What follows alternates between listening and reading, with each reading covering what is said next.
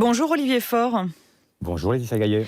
Olivier Faure, premier secrétaire du Parti Socialiste. Le PS s'installe à Blois jusqu'à dimanche pour son université d'été, qu'on n'appelle plus d'ailleurs université d'été chez vous, mais Campus 21. Olivier Faure, on a vu hier les candidatures à la présidentielle se dessiner chez les Républicains, avec 4 candidats, et la primaire se profiler. Les Verts sont engagés dans la leur. On en est où au Parti Socialiste, entre ceux qui réclament un débat et vous qui soutenez Anne Hidalgo? Primaire ou pas primaire?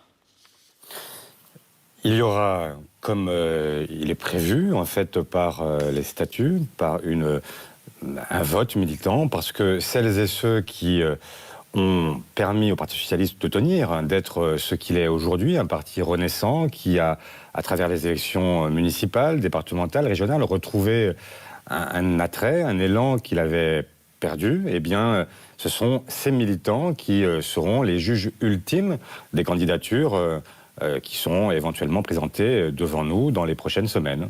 Pourquoi une primaire fermée, donc uniquement autour des militants? Écoutez, on a vécu à plusieurs reprises des primaires dites ouvertes. On voit ce qu'il se passe ailleurs. Et moi, je ne veux pas, en fait, comme je crois l'ensemble des socialistes, revivre des moments de division qui desservent notre candidature plus qu'elles ne la servent. Et là où nous avons besoin de rassembler, il n'est pas utile de provoquer de la surenchère, de créer les conditions d'une défaite assurée. Alors, pour rentrer dans le détail, c'est un seul ou 2 tours? 2 tours, il y aura, tout dépend en fait du nombre de candidats. Si vous n'en avez que 2, il n'y a forcément qu'un tour, puisque l'un des 2 sera majoritaire. Si vous en avez 3 ou 4, tout dépendra des scores. Et donc, l'évidence, c'est que nous ferons en fonction des résultats. Mais c'est là ma question, Olivier Faure. Vous soutenez ouvertement Anne Hidalgo. Donc, vous êtes candidat à votre réélection. Si vous êtes réélu, ça veut dire que les militants suivent votre motion et donc sont pour Anne Hidalgo. À quoi ça sert une primaire dans ces cas-là? Moi, j'arrive pas trop à comprendre. C'est très simple. Moi, je suis candidat, non pas à l'élection présidentielle, mais au renouvellement d'un mandat important qui est celui d'être premier secrétaire. Vous n'imaginez pas que quelqu'un qui se présente à la direction d'un parti ne dise pas à 7 mois d'une élection présidentielle quelle est sa préférence pour l'élection présidentielle elle-même, qui pour incarner ce projet que nous sommes en train de travailler, de rédiger et qui fait l'objet de nos débats à Blois. Donc, si je ne disais pas pour qui je me prononce, je serais en réalité avec un agenda caché. Et moi, je souhaite que chacun puisse dire quelle est sa préférence. Et après, il y aura un vote militant avec des gens des militants qui seront amenés à dire à leur tour leur préférence et à faire en sorte que nous puissions être incarnés par celui ou celle qui nous représente le mieux. Il y a combien de militants au Parti Socialiste aujourd'hui? Il y a 50 000 militants qui sont en capacité de voter. Après, vous savez que nous ne sommes pas un parti de cliqueurs. En fait, c'est un parti assez exigeant avec ses militants, puisqu'il faut payer une cotisation et être à jour de ces cotisations pour voter. Donc, il y aura au maximum 50 000 votants pour cette échéance. Olivier Faure, la décision de cette primaire fermée autour des militants, elle fait suite aussi. Il y a des gens au Parti Socialiste qui réclament un débat, et notamment Stéphane Le Foll, qui, si je ne m'abuse, vous a envoyé un courrier hier en ce sens. Oui, mais je ne vois pas très bien, j'ai pas besoin de courrier pour... La réalité, c'est que tout le monde la connaît depuis de longs mois, puisque ça a été l'objet de débats dans nos instances nationales, et nous avons, en fait, toujours annoncé les choses. Il y aura un vote militant, et la seule chose qui change par rapport à l'exercice précédent, c'est qu'il n'y aura pas de primaire citoyenne, de primaire ouverte, pour éviter ce que je vous ai dit, c'est-à-dire que moi, je ne souhaite pas, à nouveau, le bal des égaux, cette espèce d'épanchement permanent où chacun pense que c'est son heure de gloire qui est arrivé. Et donc, je souhaite un débat qui soit un débat maîtrisé, un débat qui permette non pas d'aboutir à la dégradation du collectif, mais au contraire, un débat qui permette de comprendre ce que sont les qualités des uns et des autres, la façon dont ils envisagent de gouverner, la façon dont ils s'approprient le projet collectif, Et à ces conditions-là, eh bien, il y aura un vote qui pourra être un vote qui permettra de créer un élan et de donner une impulsion pour pouvoir aller jusqu'à la victoire dans cette élection présidentielle. Alors, Anne Hidalgo ne s'est pas encore déclarée candidate.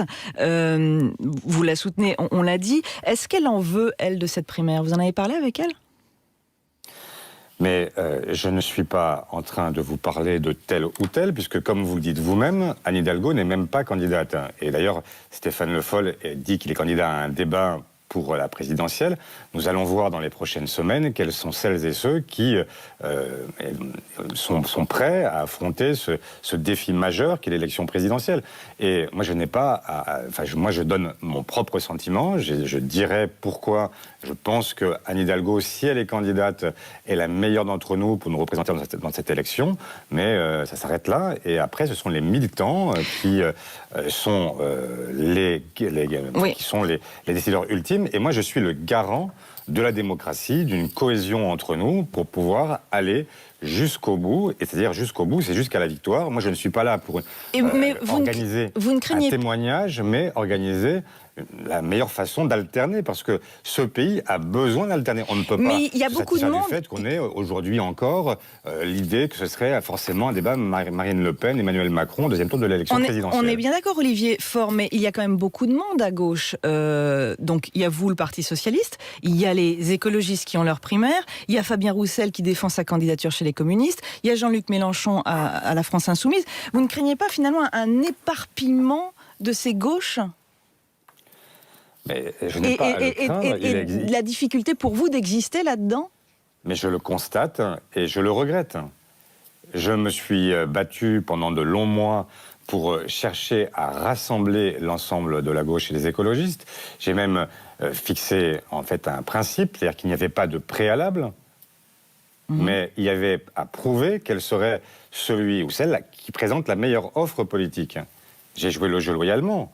J'ai fait en sorte que nous puissions, pendant tous ces longs mois, être à l'origine non pas d'un débat les uns contre les autres, mais moi j'ai cherché à défendre un camp politique. J'ai été soutenir des candidats de rassemblement au premier ou au second tour aux élections régionales, qui n'étaient pas forcément de mon parti, mais il se trouve qu'au municipal, au départemental, au régional, le parti qui a réalisé les meilleurs scores, le seul qui soit en mesure aujourd'hui de prétendre à un maillage territorial puissant, c'est le Parti Socialiste. En même temps, pour ces raisons-là, il y a une logique à ce que le rassemblement se fasse autour de nous. Et c'est la raison pour laquelle, et je plaide pour cela, mais si ça avait été différent, sans doute les Verts auraient-ils été fondés à réclamer en fait cette première place. Mais je fais un constat qui n'est même pas un constat de sondage. Moi, je vois bien que les gens se fient à des sondages qui ont mobilisé 1000 répondants. Mais moi, je me fie à des élections qui ont mobilisé des millions d'électeurs. Mais où il y a eu aussi beaucoup d'abstention comme la dernière. On est d'accord. Mais je suis d'accord qu'il y a eu d'abstention, mais enfin, franchement, entre un sondage à 500 personnes ou à 1000 personnes et des millions de Français qui viennent donner leur avis, qu'est-ce que vous préférez? Moi, je préfère le vote au sondage. Olivier Faure, qu'est-ce que vous faites aussi d'Arnaud Montebourg, ancien du Parti Socialiste, ancien ministre de François Hollande, qui, dit-on, pourrait se déclarer la semaine prochaine candidat à la présidentielle? Mais moi, je ne commente pas. Je vous l'ai dit, je pense que la division, la fragmentation diminue les chances de la gauche d'être présente au second tour. Maintenant, il va y avoir donc de longs mois pendant lesquels vous aurez des gens qui se déclarent de toutes parts parce que malheureusement aujourd'hui tout le monde pense qu'il peut être candidat à l'élection présidentielle. Moi je pense que c'est une élection qui suppose d'avoir les conditions pour cela. Les conditions, c'est d'avoir un soutien populaire, d'avoir aussi un soutien de celles et ceux qui font vivre la démocratie dans ce pays, c'est-à-dire les élus.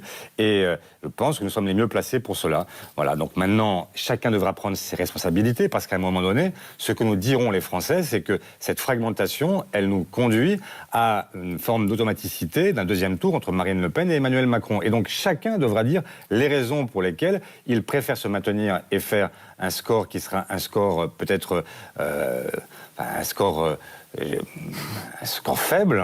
Et donc chacun aura à dire pourquoi il cherche absolument à se maintenir. Olivier Faure, on va faire un détour au standard où il y a des questions d'auditeurs. On accueille Daniel qui est à Bordeaux. Bonjour Daniel. Bonjour. Olivier Faure vous écoute. Bonjour monsieur. Je suis une une socialiste depuis fort longtemps et je suis très très inquiète parce que je voulais savoir ce que vous aviez fait de notre parti socialiste depuis que vous étiez secrétaire. Moi, je trouve que vous n'avez pas fait grand-chose. Et ce matin, je vous entends dire, et je vous ai déjà lu, disant que vous allez soutenir la candidature éventuelle de Madame Hidalgo. Je ne sais pas ce qu'elle veut de nous, je ne sais pas ce qu'elle fera, et vous non plus sans doute. Alors, je voudrais savoir pourquoi, au lieu de faire ces déclarations, on n'attend pas de connaître les programmes des éventuels candidats. Voilà, merci beaucoup. Olivier Faure. Daniel, d'abord, sur ce que j'ai fait, écoutez, c'est simple. Il suffit de regarder les résultats. Je suis devenu premier secrétaire d'un parti qui était balkanisé, d'un parti qui était disqualifié, d'un parti qui était conspué, d'un parti qui était rejeté par même y compris l'ensemble de la gauche. Nous étions avec une présidentielle à 6%, un groupe parlementaire avec 30 députés, contre 300 au début du quinquennat précédent. Et depuis, que s'est-il passé ? Eh bien, nous avons gagné les élections municipales, reconduit nos candidats aux élections régionales en métropole, gagné avec d'autres des régions outre-mer, et nous avons réussi à opérer le début de notre renaissance. Nous étions il y a 3 ans avec des insoumis qui étaient la force principale à gauche. Il y a 2 ans, c'était les écologistes. Aujourd'hui, ce sont les socialistes. Et donc, je pense que de ce point de vue, le bilan objectif, celui que tout le monde peut constater, il est là. Et donc, je n'ai pas, je pense, à rougir de l'action, non pas que j'ai menée seule, ce serait bien présomptueux de ma part, mais de ce que nous avons réalisé ensemble. Ce sont ces milliers de militantes et militants, ce sont ces milliers d'élus qui ont, sur le terrain, parce qu'ils incarnent des politiques publiques qui sont comprises par les Français, eh bien, qui ont réussi cette renaissance et qui ont fait de nous, à nouveau, la force motrice à gauche. Mais Olivier Faure, ce qu'on aimerait savoir aussi, c'est que, imaginons, vous arrivez, vous prenez les manettes du pouvoir en 2022, vous regardez la politique d'Emmanuel Macron, et on aura une dette publique qui aura explosé du fait de la crise sanitaire. Vous, par exemple, quel est votre programme ? Vous rétablissez l'ISF ? Le quoi qu'il en coûte, on continue pas ? Mais oui, en fait, on a la politique du quoi qu'il en coûte, évidemment, elle a ses limites et on ne pourra pas toujours faire ce qui a été fait pendant la période de Covid et que nous avons soutenu parce que nous considérions que c'était une évidence et qu'il y avait même une obligation morale à le faire. Et sur le chômage partiel, par exemple, nous avions, nous, proposé dès l'élection européenne de le mettre en place. Alors à l'époque, il n'y avait pas la crise sanitaire, mais de le mettre en place pour les grandes transitions, et notamment pour la transition écologique, pour ne pas faire des salariés la variable d'ajustement et faire en sorte que, je prends une entreprise, j'étais il y a quelques mois dans une entreprise qui a malheureusement justement fermé, qui était les fonderies du Poitou, eh bien, vous aviez là des gens qui fabriquaient des carters pour camions diesel, et il aurait été plus intelligent de faire en sorte de ne pas licencier, de former plutôt que licencier, et d'utiliser en fait ce moment de chômage partiel pour former ces salariés à un métier qui permette de faire demain, par exemple, la même chose pour des véhicules hybrides, ou les amener à faire complètement évoluer leur métier pour aller vers l'électrique, par exemple. Voilà des solutions que nous proposons, et voilà les raisons qui font que je pense que nous avons aujourd'hui une offre politique qui nous permet d'avancer, et parce que nous avons aussi, et ça répond aussi à ce que disait Daniel, qu'est-ce que nous avons fait pendant ces 3 ans ? Eh bien, nous avons aussi réfléchi sur les leçons à tirer de l'échec, parce que quand on fait 6%, et cette sanction était extrêmement sévère, ça suppose qu'on se retourne vers soi, qu'on se regarde dans un miroir, et nous avons fait notre inventaire. Cet inventaire, nous sommes les seuls à l'avoir fait dans la vie politique française, alors que nous ne sommes pas les seuls à avoir perdu, que je sache. Vincent est au standard. Bonjour Vincent. Bonjour. Posez votre question. Oui, bonjour. Monsieur Faure, voilà, je vais vous poser une question. Je suis blésois et je m'appelle Vincent Ray. J'anime un site qui s'appelle findutravail.net et qui essaie de militer pour l'union de la gauche. Avec une proposition. Alors, ce que je voulais vous dire ce matin, c'est que j'ai voulu assister à une réunion du Parti Socialiste il y a 1 ou 2 ans, et que ça coûtait 30 € pour rentrer, ne serait-ce que pour écouter les idées qui pouvaient s'y développer. Alors moi, j'ai tourné les talons, bien sûr, et je me demandais comment vous alliez séduire l'électorat populaire si à l'université d'été du Parti Socialiste vous réclamez également une telle somme pour pouvoir assister. Olivier Faure, est-ce que oui, le PS parle toujours aux classes populaires ? J'y reviens, mais d'abord sur le prix, etc. Les réunions publiques, elles sont gratuites. Il y a parfois des réunions comme les universités d'été qui supposent, quand on y vient, de participer au coût, parce que ça nous coûte extrêmement cher, parce que nous louons des locaux importants, qu'il y a une grosse logistique, et c'est les seules réunions qui sont payantes. Fort heureusement, le reste du temps, la démocratie suppose que chacun puisse accéder à l'information, et donc nous sommes évidemment un parti qui ne censure pas par l'argent pour assister à ses propres réunions. Voilà, ça c'était la première réponse. Ensuite, est-ce que nous parlons encore aux classes populaires ? Ça faisait bien longtemps que, effectivement, nous avons perdu le lien avec une partie des classes populaires. Et donc, comment le retrouver ? Quel est le motif de notre présence à Blois ? Et quel est le motif principal du congrès que nous allons tenir au mois de septembre ? C'est le projet. Et le projet, il a notamment pour vocation de répondre aux grandes questions qui sont celles que se posent les Françaises et les Français sur le travail, sur le logement, sur la santé, sur l'égalité entre les femmes et les hommes, notamment l'égalité salariale. Et nous proposons qu'en 5 ans, eh bien, cette égalité soit rendue possible. Il y a un certain nombre de sujets sur lesquels il faut effectivement montrer que nous pouvons à nouveau changer la vie. C'est ça l'objectif, c'est d'être en mesure de présenter aux Françaises et aux Français un projet qui soit, dans l'imaginaire collectif, l'équivalent de ce que nous avons proposé en 1981, faire en sorte qu'il y ait véritablement le sentiment que nous ne sommes pas là simplement pour une alternance, mais pour une alternative, et faire en sorte qu'il y ait aussi le goût ensemble, le plaisir de retrouver la gauche, de retrouver des gens qui ont envie de faire bouger les choses, parce qu'on ne peut pas se satisfaire de cette idée qu'on vante le travail des premiers de corvée, mais quand il s'agit de parler de politique fiscale avec Emmanuel Macron, les seuls services, ce sont les premiers de cordée. Et donc, il y a là un problème, et nous allons effectivement faire des propositions pour ceux qui sont aujourd'hui ubérisés, pour ceux qui sont aujourd'hui précarisés, pour ceux qui sont aujourd'hui maltraités dans leur travail, pour ceux qui sont aujourd'hui, qui vont devoir subir aussi les grandes transitions, parce que mon écologie à moi, c'est une écologie sociale, une écologie qui permet de ne laisser personne sur le bord de la route, parce que je ne veux pas retrouver un mouvement des Gilets jaunes. Je veux au contraire que nous puissions ensemble faire le chemin contre le réchauffement climatique. Sincèrement, vous le sentez, c'est palpable au niveau des militants qu'ils reviennent, que c'est finalement, comme on dit, les classes populaires les plus en difficulté. Vous sentez quelque chose qui se passe au Parti socialiste en ce moment ?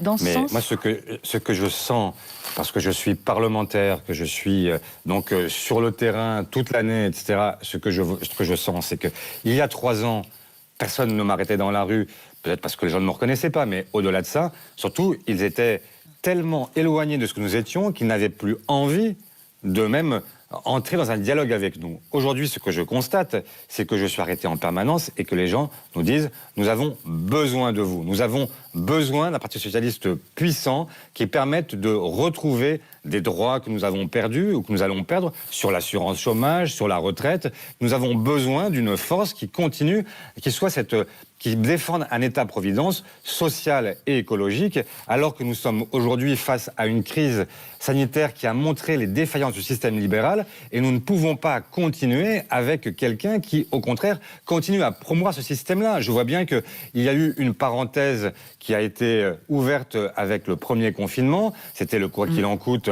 d'Emmanuel Macron, mais je vois bien qu'au fur et à mesure, tous ces ministres de droite qui reviennent les uns après les autres pour dire, bon, la récréation est terminée, et maintenant il va falloir payer la facture. Mais qui paiera la facture ?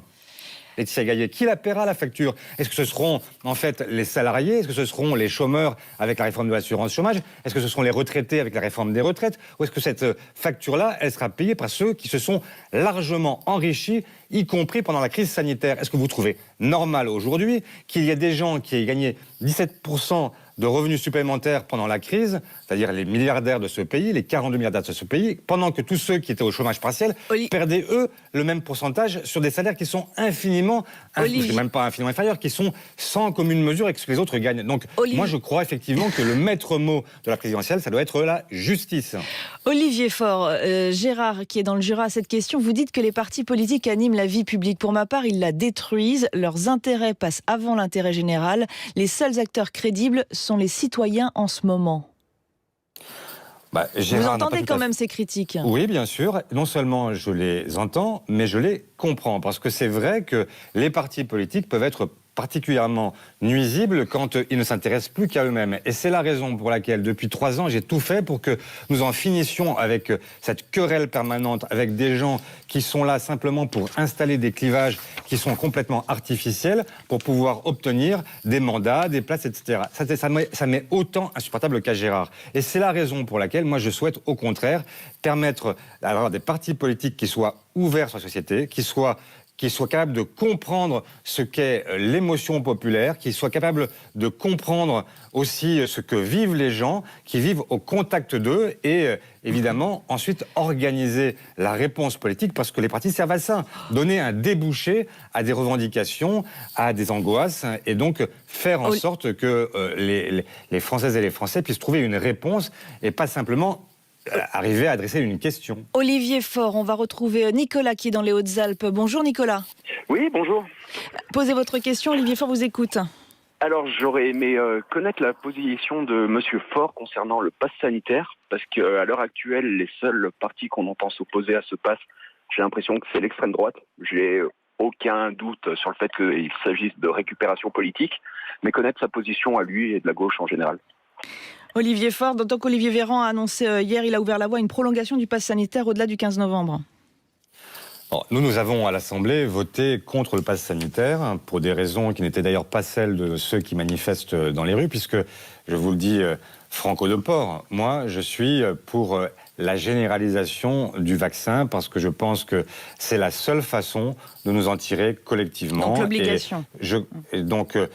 Et de toutes les grandes pandémies que nous avons connues depuis plus d'un siècle, eh bien, la seule façon d'arriver à avancer, eh bien, c'est d'avoir des politiques de santé publique. Et je comprends bien qu'il faille de la liberté individuelle et qu'il faille la respecter. Mais la liberté individuelle, ça ne peut pas se faire au détriment de la santé collective. Et aujourd'hui, je ne connais pas d'autres moyens pour lutter contre non seulement la transmission du virus, lutter contre les formes graves qui saturent les hôpitaux, mais aussi faire en sorte qu'il n'y ait pas de nouveaux mutants et que nous ne soyons pas demain face à un virus plus dangereux encore, qui nous contraindrait à des mesures plus radicales encore. Donc vaccination, oui, je suis pour la vaccination de toutes celles des Françaises et des Français parce que c'est la seule façon d'avancer. Et donc sur le pass, ce qui me gênait simplement, c'est que on ne peut pas priver une part des Français de l'accès à des biens qui sont parfois des biens essentiels. Je suis dans une circonscription où les centres commerciaux sont le centre-ville, puisque je suis dans une ville nouvelle,